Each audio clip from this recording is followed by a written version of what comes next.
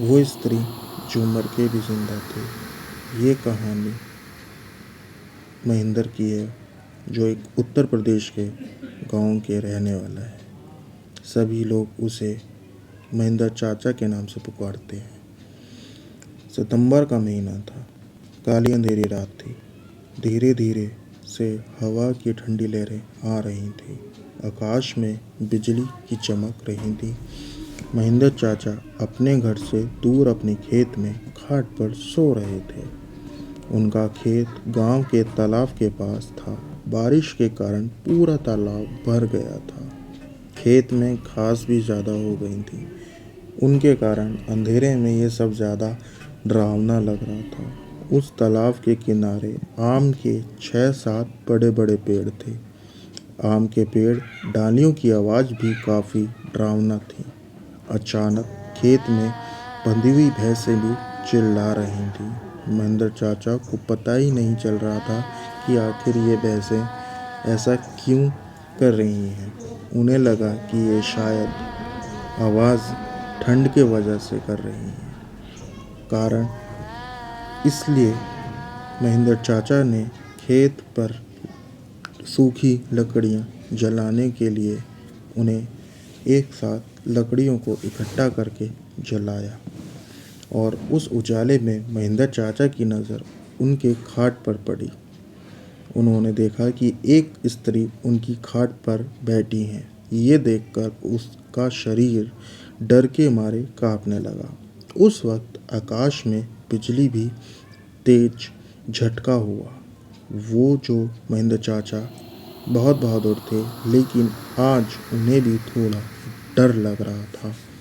उसी वक्त चाचा ने आग में सूखी घास डाली और आग को ज़्यादा फूंक मारकर देखा कि ये आग और ज़्यादा तेज़ जलनी चाहिए, और उसकी ही वजह से वो औरत ठीक से दिखाई दे रही थी। महेंद्र चाचा तापने के साथ साथ बैठे बैठे ही और फूंक मारी और कौन है कहा, पर सामने से कोई भी प्रतिक्रिया नहीं मिली। इसलिए काका अचंभित रह गए। उनकी समझ से ये बात परे थी कि ये हो क्या रहा है। इसलिए महेंद्र चाचा ने सोचा कि अब डरने से कुछ नहीं होगा, मुझे हिम्मत से काम लेना पड़ेगा, क्योंकि जो डर गया समझो मर गया। चाचा ने एक बड़ी लकड़ी हाथ में ली और बोले, कौन हो तुम? तुमने क्या लगता है कि मैं तुमसे डर जाऊंगा? लेकिन सच तो यही था कि चाचा अंदर से पूरी तरह डर के मारे काँप रहे थे। चाचा को ये अंदर से लग रहा था कि ये हो क्या रहा है। चाचा का ये गुस्सा वाला रूप देखकर वो स्त्री खड़ी हो गई और ज़ोर से बोली, क्या तुम मुझे नहीं डरते? क्या तुम मुझे नहीं जानते? और क्या तुम मुझे नहीं डरते? चाचा ने हिम्मत की और बोले, यहाँ से चली जाओ, वरना ये लाठी से मार मार के तेरा सिर फोड़ दूंगा। इतना ही महेंद्र चाचा ने लाठी उठाई और उसी वक्त उस औरत ने आवाज़ उठाई, अब तू मुझे मारेगा? अब तू ही घर से बाहर निकालेगा? यहाँ पर मेरा बचपन गुजरा है, ये मेरा ही घर है और यहाँ सालों से मैं रह रही हूँ। ये सुनकर चाचा को डर कर और गुस्सा दोनों ही शांत हो गया। उन्हें लग रहा था कि ये मेरे सामने जो औरत खड़ी है उसे मैं जानता हूँ। उसकी आवाज़ भी जानी पहचानी लग रही थी। चाचा सोचने लगे कि आखिर ये औरत है कौन, और अगर ये मैं इस औरत को जानता हूँ तो आखिर ये इतनी भयानक और विकराल रूप में क्यों है। अचानक, अरे ये तो ज्योति है, मेरी ये बड़ी बहन। बचपन में तो और ज्योति साथ ही खेत में चारा काटने जाते थे।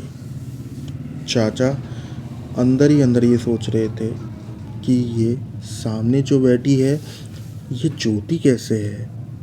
अब महेंद्र चाचा को पूरी बात समझ में आ गई। ये ज्योति के बचपन की बात है, जब ज्योति 14 साल की थी। तब इसी खेत में गांव के कुछ बच्चों के साथ खेल रही थी। ज्योति बहुत शरारती थी। दूसरे बच्चों की तरह ज्योति भी पेड़ पर चढ़कर एक डाल से दूसरे डाल पर छलांग लगा रही थी। अचानक ज्योति जिस डाल पर बैठी थी वह डाल टूट गई। ज्योति का मुंह के बल नीचे गिर गई। ये देखकर सारे बच्चे डर के मारे चिल्लाने लगे। बच्चों को चिल्लाने की आवाज़ सुनकर सारे गांव के लोग इकट्ठे हो गए। ज्योति को उठाकर अस्पताल ले गए। जब तक काफ़ी देर हो चुकी थी, ज्योति की मौत हो चुकी थी। महेंद्र चाचा को ये सारी बातें याद आ गई और वह सीधा ज्योति के पास जाके रोने लगे। जब ये बात गांव वालों